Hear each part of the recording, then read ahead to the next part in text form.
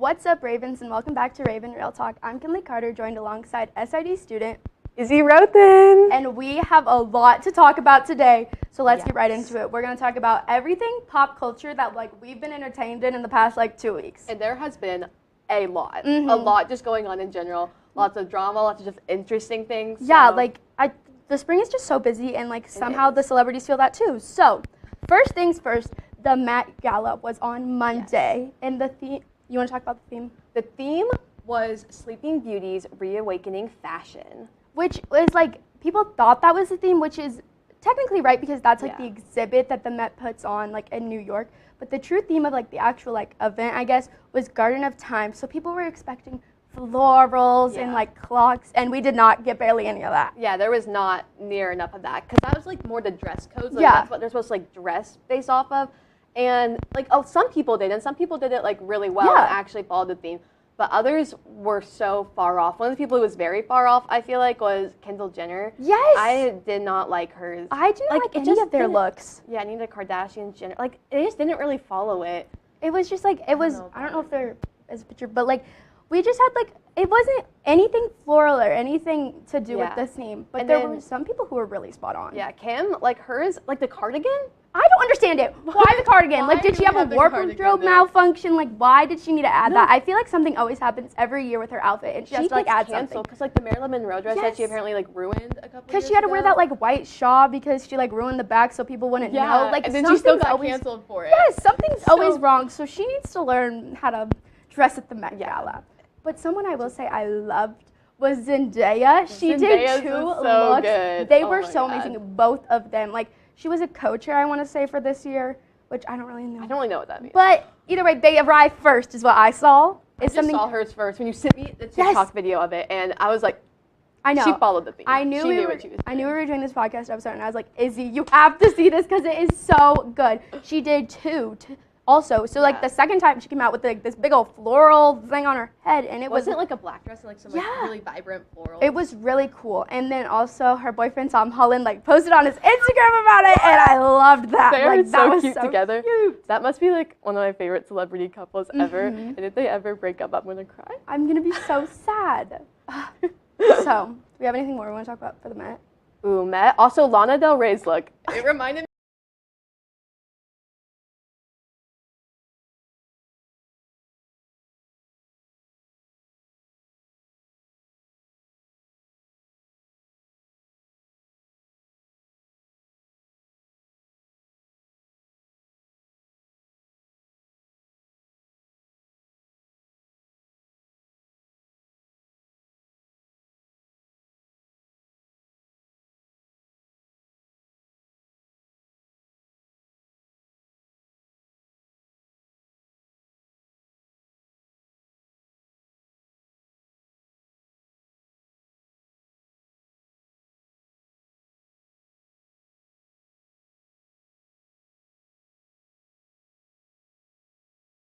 Wasn't there, and I was so mad. If you don't know, every year she tries to match her outfit to the It's red the carpet. most iconic look every year. It's so good. It's always on the best dressed list, and she wasn't there, and I was just where is she? Where is my queen? I missed her so much at it. No, because she that's the one thing when I think about the Met Gala, I think about Blake Lively. Yes. That is the very first thing that comes to mind, and the fact that she wasn't there, I was what do I have to look forward to? I know, and so also Taylor Swift wasn't there, which people are she's gonna be there every year. She hasn't been there since 2016, so I think we need to stop hoping. But either way, other people who weren't there that people are kind of controversial over is the past couple years there's been a ton of influencers Dixie D'Amelio or all these other people coming. Yeah. And I heard on a TikTok that there was all of the A-list celebrities who actually are actors or anything were all mad because the influencers, they're you guys aren't actually A-list celebrities. Yeah, so they just kind of Emma Chamberlain, we said, was obviously. Yes, she works her way up. Yeah, but she's worked her way up basically to being an A-list. Yeah, being an A-list, just being in all these events and being involved in fashion. But there was a lot who weren't there. We said, Dixie D'Amelio, she was there one year. But people that year were also why is Charlie not there? Yeah. But that's because she wasn't 18, and they have a very strict rule. You have to be over 18 to attend the Met Gala, and there's only been a very specific amount of people who've been under 18 who've been able to attend. Yeah, I know Olivia. I think Olivia Rodrigo was 18 when she went, but Jenna Ortega and all of them. But speaking of influencers, we have to segue into another segment.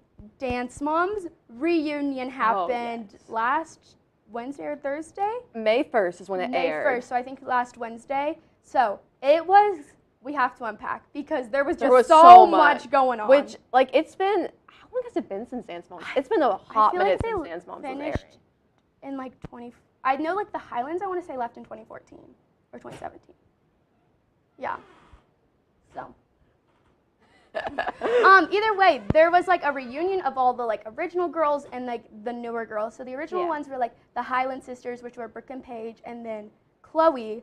And so their moms came, but Chloe's mom did not come, which is very sad. I know, because wasn't she working on another project or something, she said, because she wanted to come. She FaceTimed in. I know, and I'm like, you couldn't come. So she was there. Yes, and then also JoJo C was there, and personally, I don't think she should have been.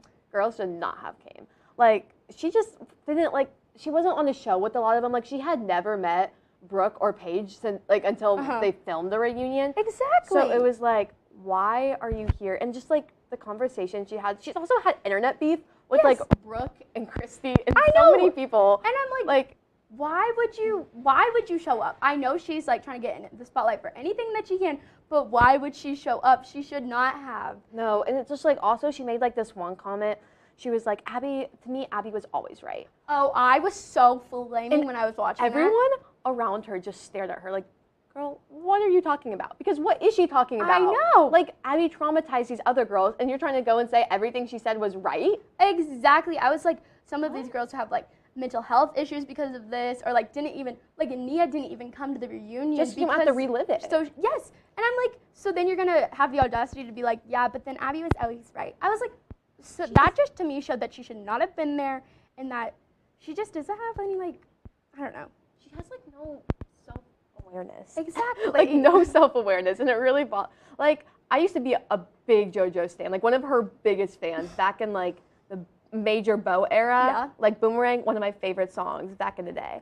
But, like, I don't know what's been up with her recently, but also, I don't know, she just, like, starts beef with people for no reason, and it bothered me that she was there. Yes, and she got involved with Christy, and then they brought up, like, the producers, thank the goodness for those producers, they brought up that beef and was, like, trying to resurface it, and I was like, maybe they shouldn't have done that, but thank you for putting JoJo in her place. Yeah, honestly. And then, like, also with her, like, ex-OMG pop group, like, she's been, like, accused of, like, creating a very toxic environment for these, like, young girls, basically recreating the environment that she was in with Abby.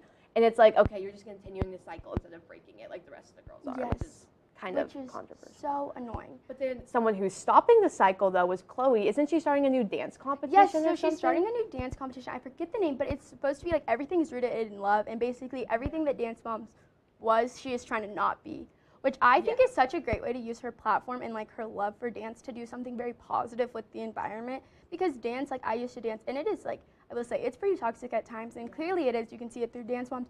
So having a competition that is solely rooted in, like, love and, like, just, like, loving being able to dance is so amazing, and something I think that is amazing for her, and I'm so glad for her. Me too. Just, like, using her platform to, like, better it and make, like, a good environment for all these young dancers so they don't have to endure what she had to endure. Yes. It just, like, shows how much growth she's had since the show. And I think that's amazing, like, just to be able to do something like that. Someone who's grown a lot since the show are the Highland sisters, Brooke and Paige. Love them.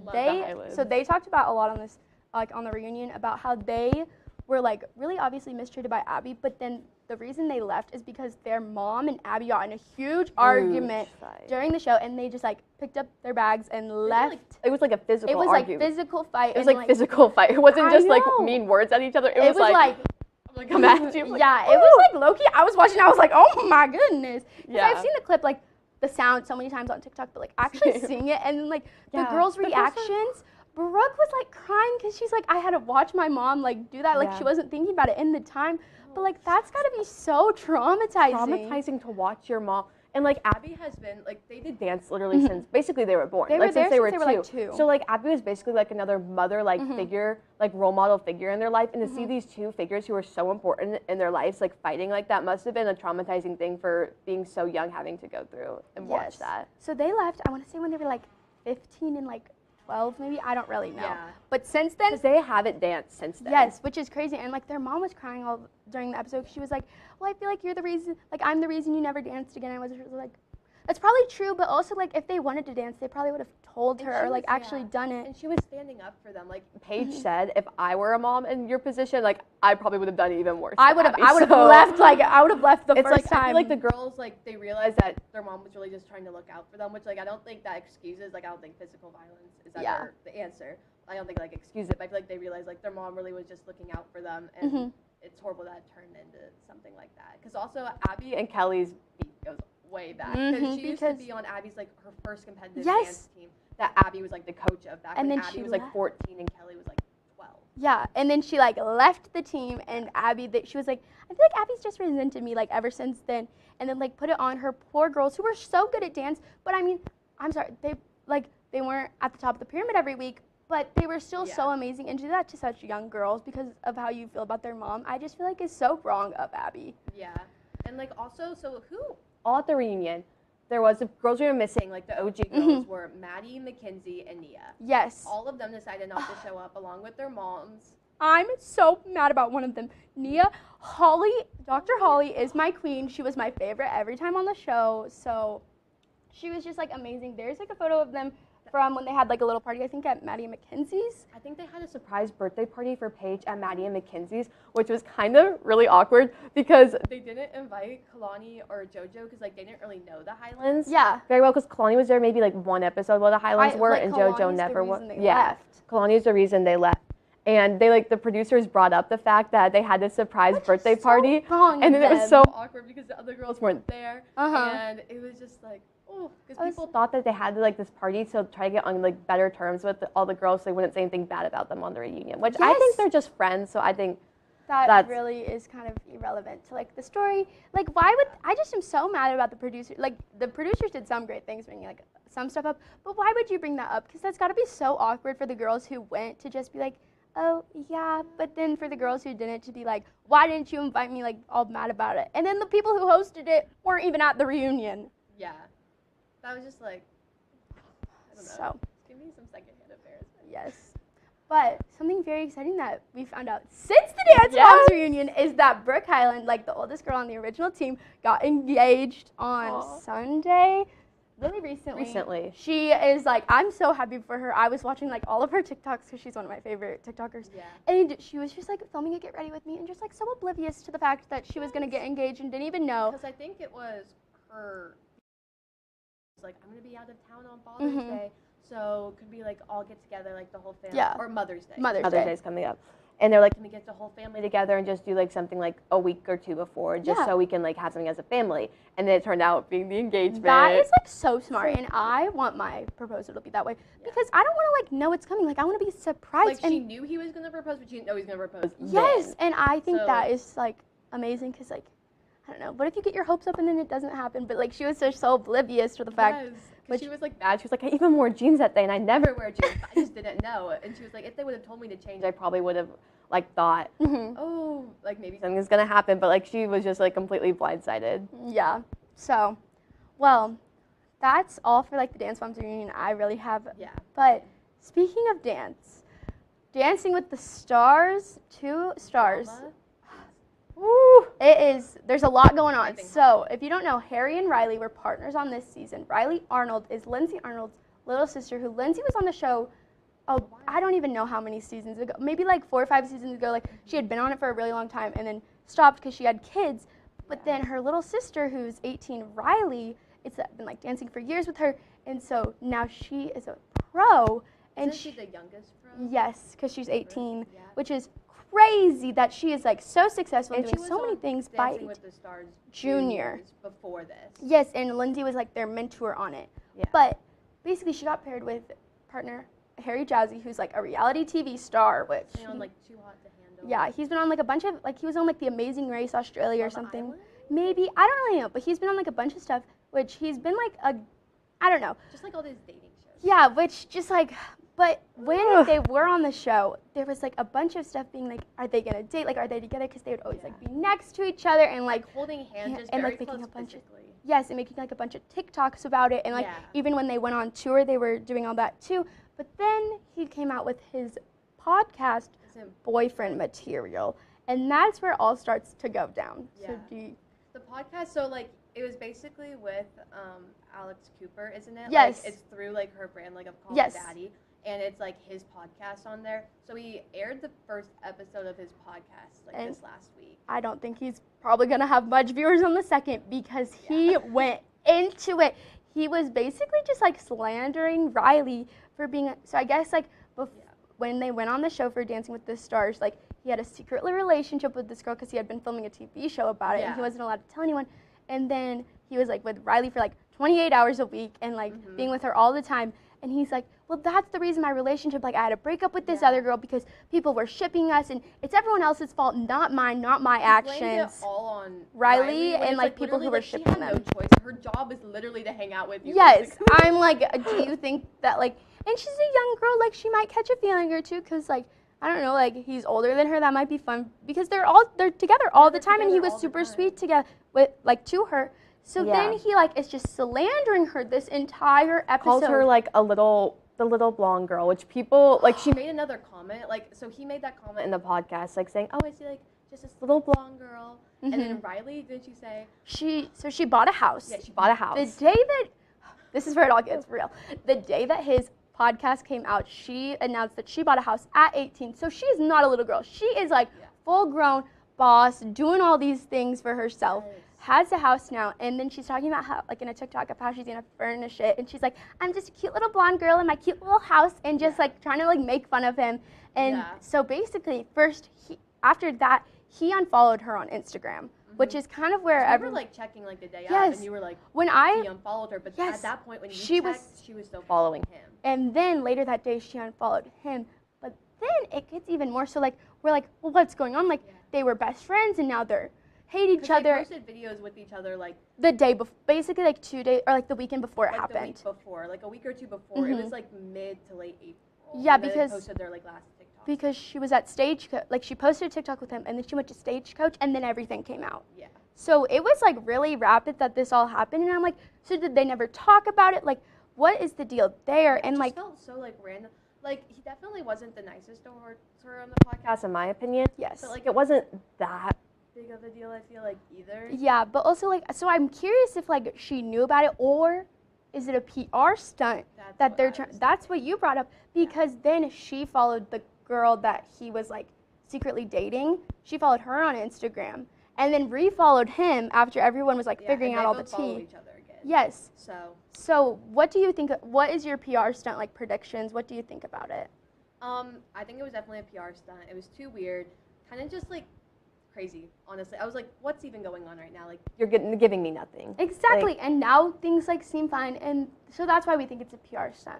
But we'll just have to see where everything unfolds. Yeah, we'll see where it all goes in the future and see if they, like, continue to be friends or what's going to happen. And hopefully she gets a better partner next season. Hopefully. But, so now, sadly, that is all the time we have to talk about everything today. Thank you so much for coming from SID to talk with me about everything today. I had so much fun. Stay tuned this week for more shows. Tomorrow we have our ONW Senior Edition, and we have also Second Take for SID. Do you know? I think we have one of those today. And then Friday. Possibly, and then another one on Friday. So make sure to tune into that to be able to see all the Second Take sports content. Yes, and well, that's been all for us. This has been Kinley Carter. And Izzy Rothed. Bye, hi, Ravens.